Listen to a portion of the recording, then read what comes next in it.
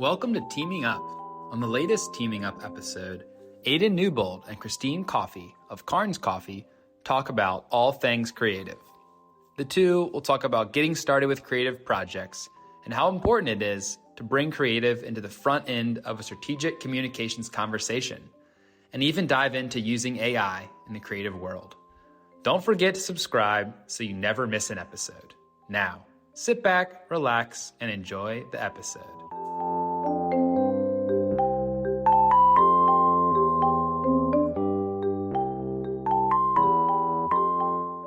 Welcome to the Teaming Up podcast. My name is Aidan Newbold. I'm Hodge's Director of Creative Services, and today I am joined by Christine Coffey. Christine is the owner and creative director of Karnes Coffey, which is a branding, design, and creative marketing studio based here in Richmond. I'm so thrilled to have Christine join me for this conversation today. I've loved the opportunities that we've had to work together in the past. She is so smart, so easy to work with. I am obsessed with the way that her brain is wired. Christine, welcome to Teaming Up. Thank you. Wow, what an intro. I'm going to have you follow me around. Intro me everywhere. Be your little shadow. Yeah. Christine, I'd love if you could share a little bit more about how you got to where you are today. And I think too, like speaking to Karnes Coffey and the business model and how you guys like flex. And I think that'd be great to kick things off. Sure. Where I am now is pretty winding, like I think most people's roads. I did go to college for graphic design. I sort of stumbled into it at a time when the college that I went to, Syracuse University, was just starting that major. So I feel like I got pretty fortunate that I've been able to find something that I'm passionate about from mostly the beginning. And then I just kind of cut my teeth in a variety of design firms all up and down the Atlantic coast, Baltimore, DC. I even had a stint in London for a bit. And at the time then I decided that I wanted to go back to graduate school to focus in graphic design again. That's how I ended up down here in Richmond. We went to VCU Arts. And we were supposed to be here for 2 years. And 17 years later, here we still are. Mm-hmm. I taught a lot at VCU. I really enjoyed the educational aspect of design. But at the same time, I still took on some extra projects, connected with my partner, who's the Karnes, Eric Karnes in the Karnes Coffey. And we both just sort of decided that not only did we want to work for ourselves, but we wanted to do the kind of work that we were most interested in. And we wanted to have the kind of studio that we enjoyed in terms of like client relationships, the hands-on nature of how we work, and really being able to produce like a high level of design for a lot of kinds of clients that don't typically have access to that. And so that's kind of how we started out. Karnes Coffey itself, like you said, we're a branding firm.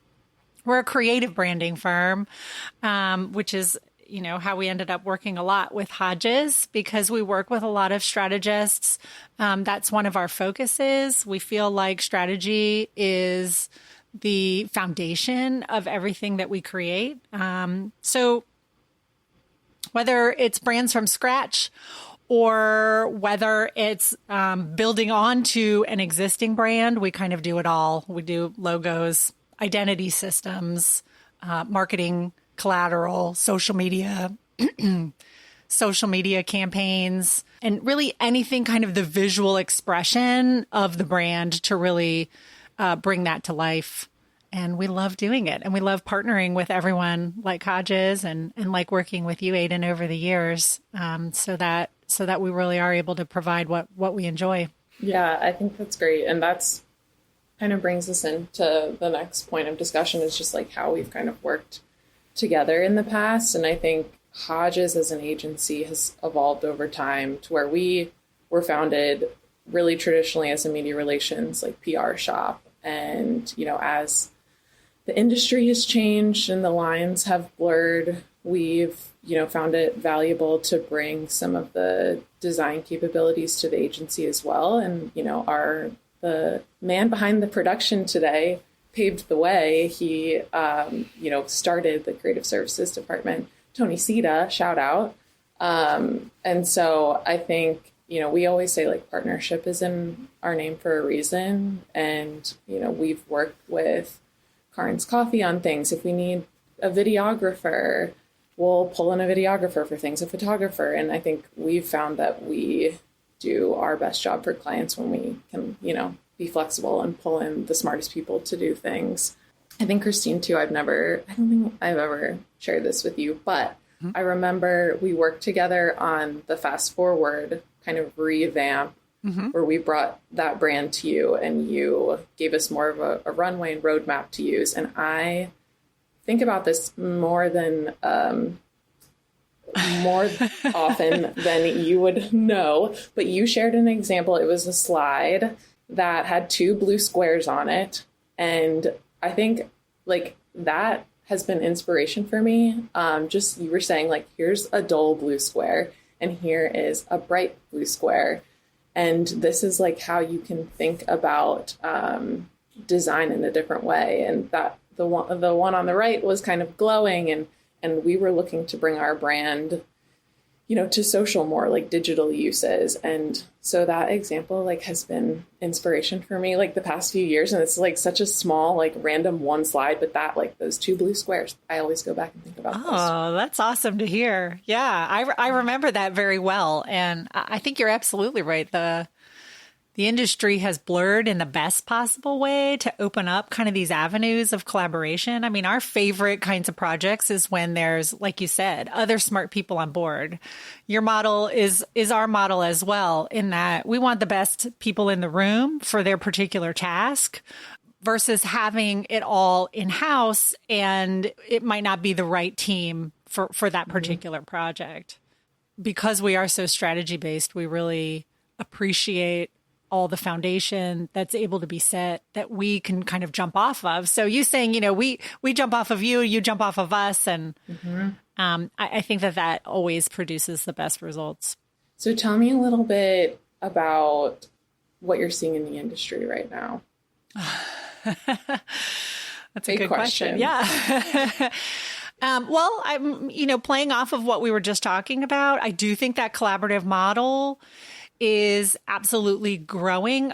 We experience that there's still some hesitancy from some larger companies that approach us,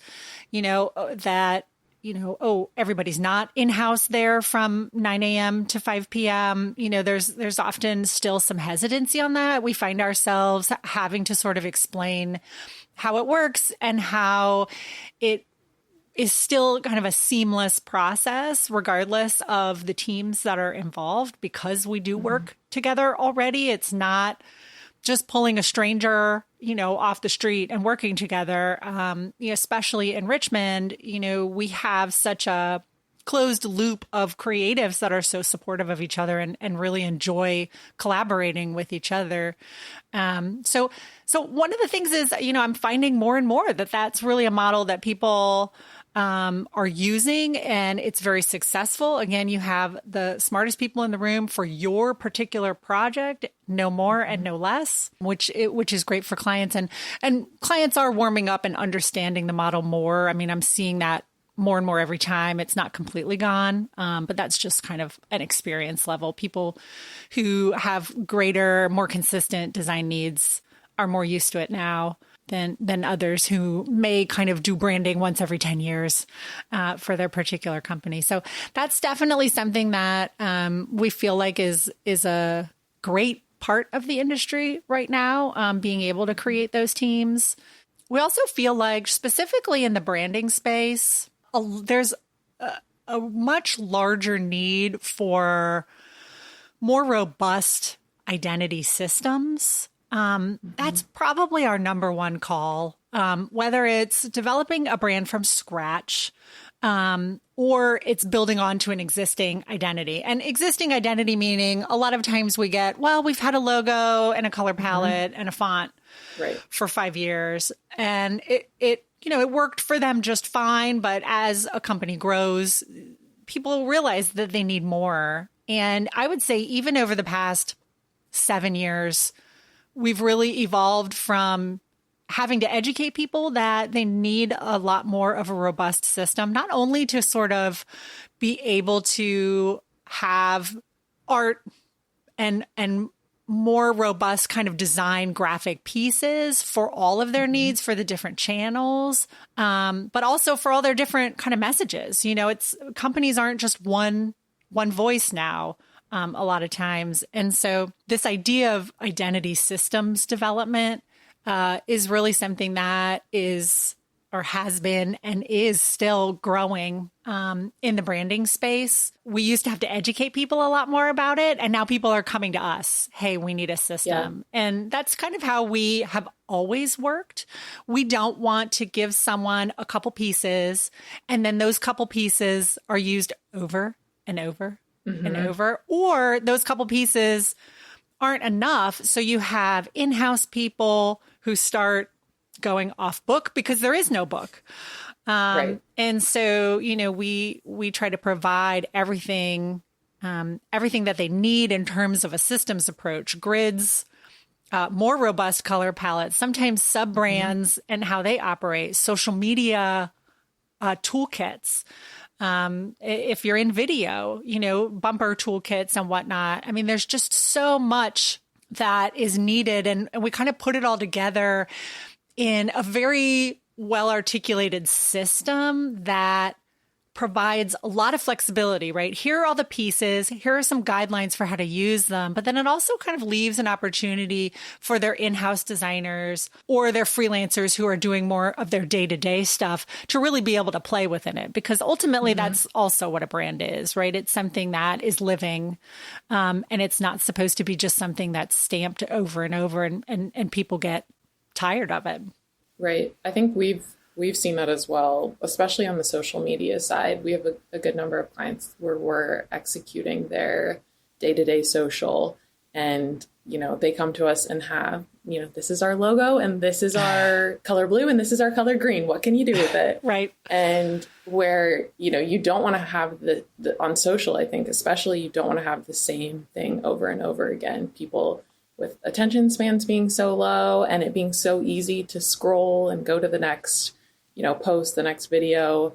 So just like not having the same old, every time, we're sharing a quote and it goes on a white background and it has a, blue bar at the bottom, needing a little bit more. And especially for our clients where, we might be where they are taking things and running with it and their brains might not be wired that way.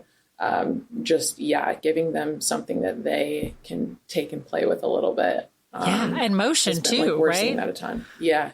For social media, even kind of setting up some motion guidelines too for video, for GIFs. I will say too, I'm not sure if you've seen it, but if not, you should check it out. The Olympics brand book is Paris. Yeah, like the way that they're taking the, primary colors and the rings and how, I think you can kind of drill down in the different rings and get, patterns for social. I think their brand book has 176 pages. So it is on the more in depth. We don't really do things that big, but as a creative, it is a good read. Yeah. I haven't seen it directly. I have actually read an article about it talking about that as well, but I never went to go look at it. But, the thing about that is I think a lot of people look at that and say, oh, I don't have those needs. And of course, not many people have the needs of the Olympics, of course, but people do have a lot more needs than they even realize. And just the patterns, photo styles, video style, and then on Hodge's front, your voice, your tone of voice, how they all relate together. I think that there's a lot of people who don't know what they don't have until they don't have it anymore. So I'll definitely look up that piece because I am always looking for ways to articulate kind of future needs to clients. Yeah. It was interesting read. But one other thing at Hodges, I think we're seeing a ton of too, which I'm connecting to post-pandemic world, is just a return to some of the traditional tactics like event signage and trade show materials and the good old the folded brochure, things like that I think for a while was like, if you looked at the book of work we do, was like the tiniest minority of things. But now is like actually the projects that are coming in, I'm like, people are getting out and about and are wanting to, make sure that their brand is up to snuff with how they're presenting themselves.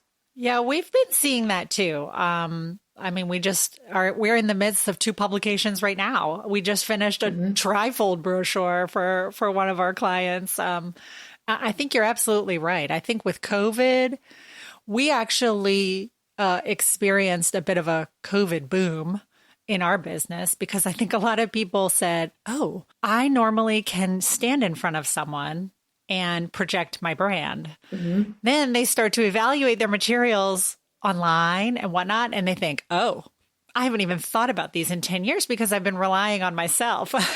So digital was a big push. And you're right. You bringing it up absolutely tracks with what we've been seeing as well in terms of more publications, more mail, still more identity pieces. But yeah, a lot of people have more events. We do a lot of event branding and signage as well. Back to normal. Yeah, it's so crazy.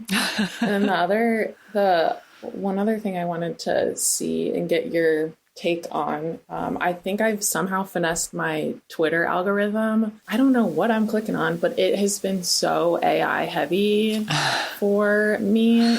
And I think that's like a very big buzz right now. Like, oh, AI, what is that going to look like for the future of our business? I think like as creatives, it's something to keep tabs on, but I wanted to just see, what you've heard, what your thoughts are. Yeah. Well, I'm certainly not a techie and can predict. I don't even know what's in the pipeline for AI, Same. But I'm sure it's something we've never considered would even happen in our lifetimes. I think that there's a lot of excitement around AI. I think there's a lot of fear around AI. We've just kind of embraced the idea that this is a tool that is going to innovate our industry. Right now, the only ways that we're really seeing it are as concepts or first drafts. We have clients sometimes who'll send us content that they got out of ChatGPT, and they'll ask us to copyright for brand and voice.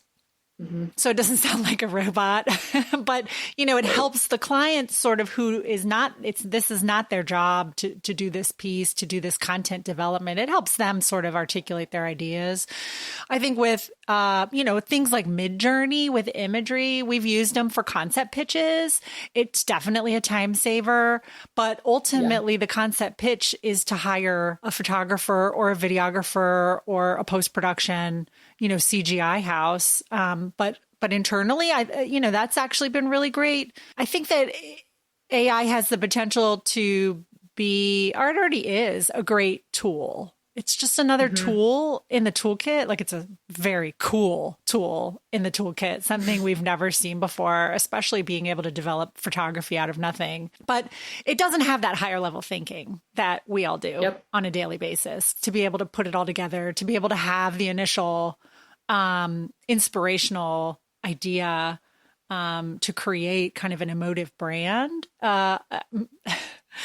Maybe in 10 years, this podcast is going to sound really outdated because it will have evolved to it by then, and, we'll evolve with it. But as of now, it's definitely more of a tool like Photoshop that we're seeing. And, ultimately AI thinks backwards, right? Like, it can only create something from something that's already been created. And that's not the business that we're in. We're in the business of creating something new and relevant for the time and looking forward to the future. So that's where we're kind of seeing it as of right now in terms of its limitations. Yeah. And also the other thing that's specific to our industry is you can't copyright AI, and that's a problem. You can't develop a logo on AI and then expect to copyright it. So I think that there's going to be a long way to go on that front to let AI kind of handle everything. Yeah.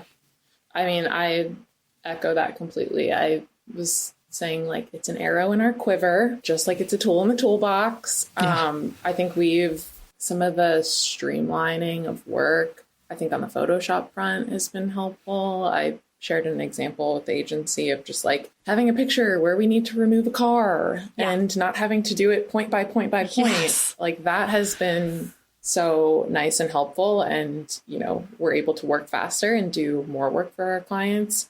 But I do think there's that brand piece, especially for the work that we do for clients that can't be generated with a little prompt. I think, you know, some of the baseline research and, you know, we've just on the writing front, like blog ideas or even getting some of those, you know, quick 1, 2, 3, like list things and then taking them and expanding on them and inserting that brand voice is something that I'm glad we still need from like an innovator and creative lens that I think would be really hard to replicate.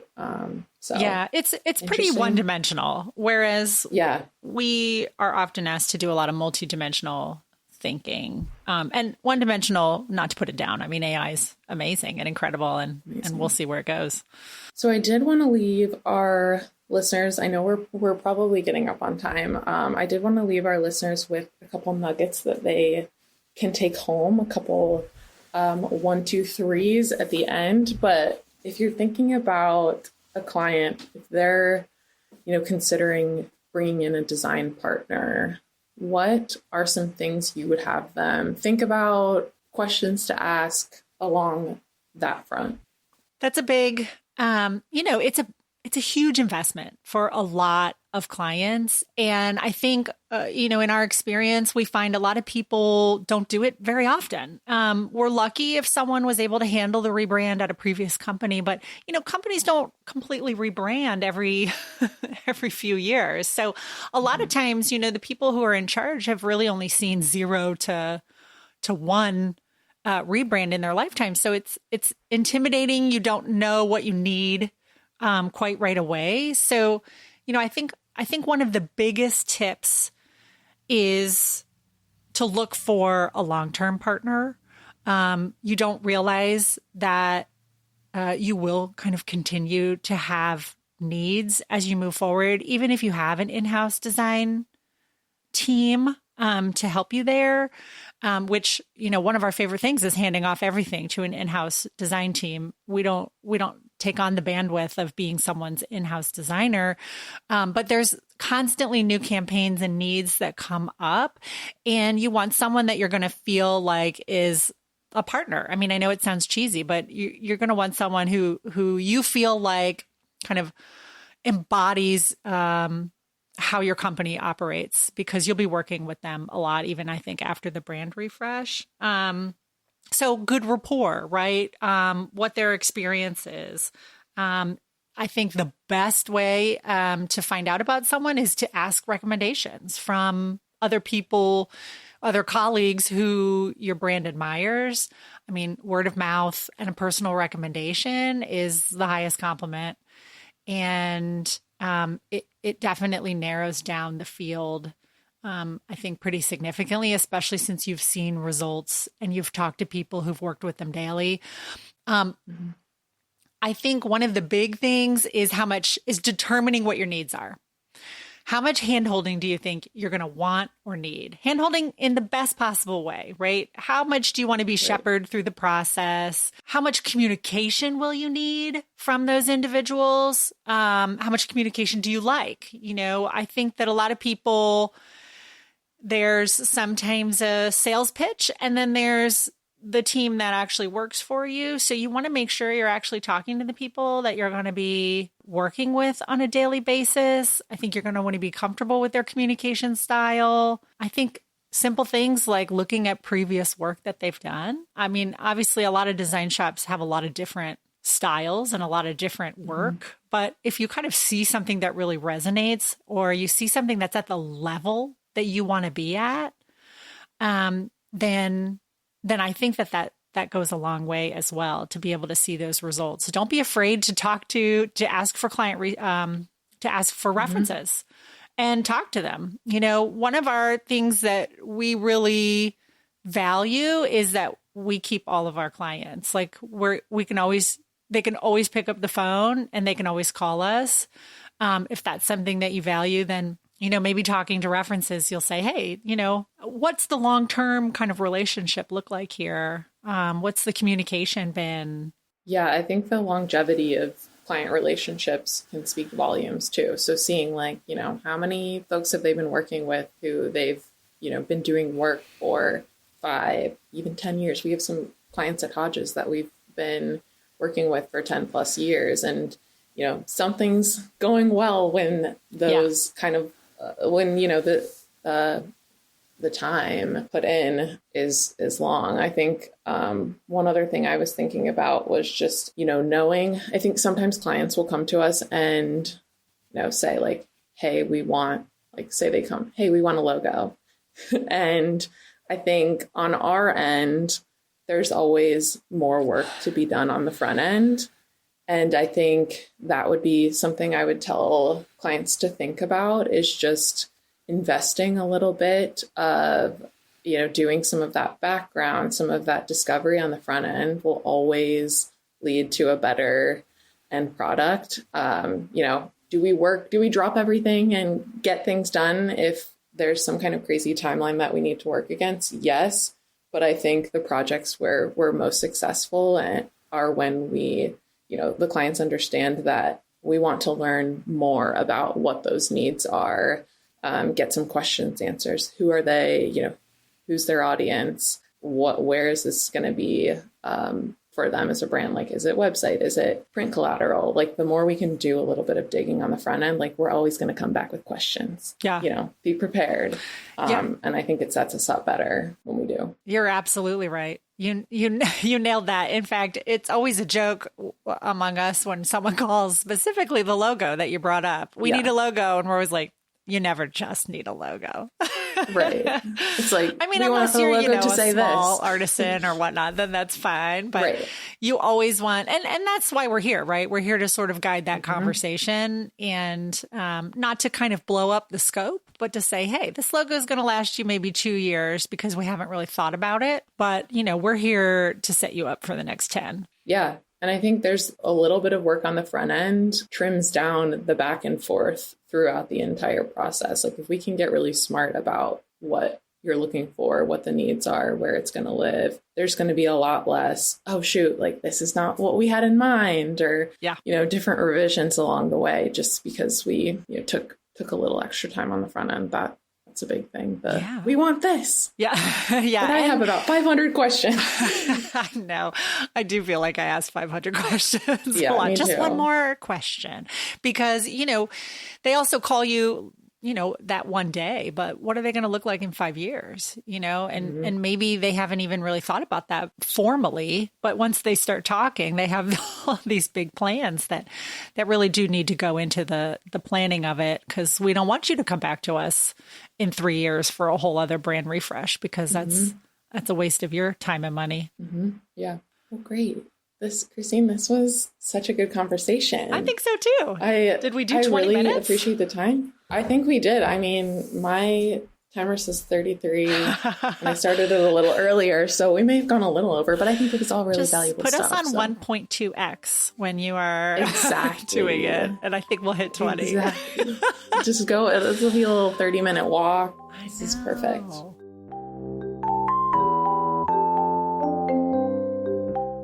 Thanks for listening to the Teaming Up podcast. Teaming Up is brought to you by the Hodges Partnership, a strategic communications agency that specializes in storytelling through public relations, media relations, content marketing, and social media. The Teaming Up podcast is a Happy Committee production. Episodes are released monthly. Subscribe on your favorite podcast service so you never miss an episode.